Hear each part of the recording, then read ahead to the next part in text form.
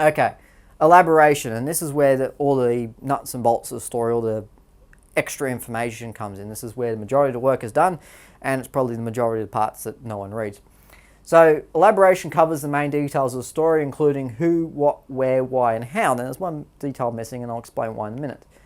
As a majority of news stories are about recent events, many don't include when, and the reason is because they don't have to. If you are reporting about something that happened yesterday and you're writing it in today's paper, then people are going to assume that because it's in today's paper that it's happened either yesterday or relatively recently. So you don't need to say when it was, unless it is referring to something that may have happened last year, which there's been a further development on.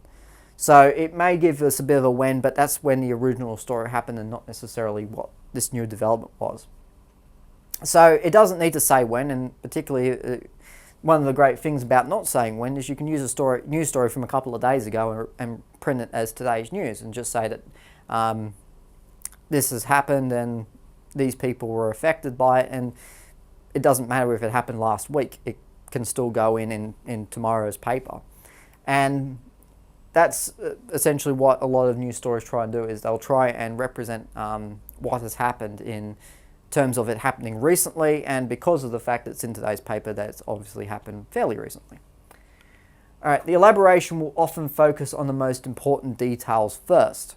So it sort of goes essentially top down, is what it's called. It's called the top down approach, where it will start with the most important information, really crucial facts that's really important for us to know. And then they'll go slowly peter down, just like that old style and standard of journalism when the editor used to cut off stories from the bottom and work their way up. And that's essentially the same approach still applies, and it gets people reading first of all, and then it keeps people reading until a certain point where they lose interest again. But it does mean that they can go into more detail, and it does mean that they can get the story out straight away, and really whoever's reading it can get the idea of it, get the message, and then either move on to another story or keep reading. Images are also an important part of a newspaper article, and we can't really discount what they add to it. So a newspaper will use, for instance, a photograph or an image for a variety of purposes, or they may use, in this case, a cartoon as well.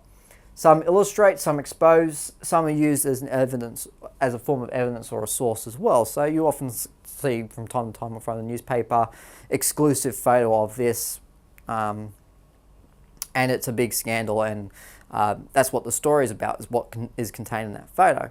So you may not get a lot of those types of articles to talk about, but it's one of those things where you can talk about how the image is used and what effect it has when it's added to the article, especially even just the layout of it and how it's all set out. Images may also include, as I mentioned before, cartoons or digitally altered photographs as well. And again, they're just used either as an illustrative purpose or are used to sort of generate, again, an emotional reaction to it.